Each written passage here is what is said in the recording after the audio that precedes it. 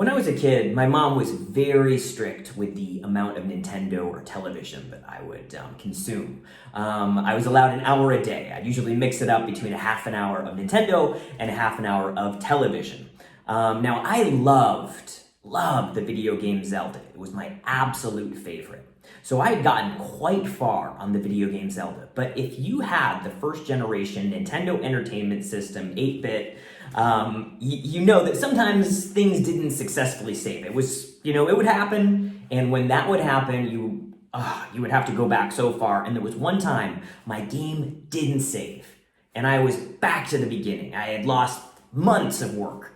And I go to my mom, and I'm like all teared up, and I say, I don't know what happened. The game didn't successfully save, but I can only play an hour a day, and it's gonna take me forever to get back there. And my mom, she looked at me very seriously. She took me seriously, and she said, "Matt, if you could get back there, if I let you play as much as you could to get back there, could it happen?"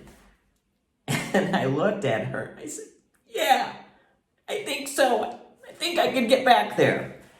And until I got back to the level that I was at, I don't know where I was, but she let me play as much Nintendo as I possibly could. And I just remember I was on cloud nine. I loved it.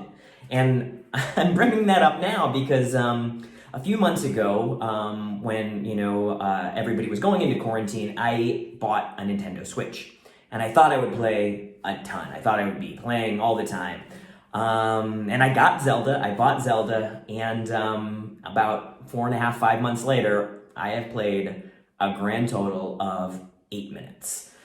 So I think my mom would be happy knowing that I focused my time, or I spent my time on other things. But yeah, that memory is it's a very fond memory that my mom allowed me to play as much Nintendo as I possibly could to get back to the level that I was at.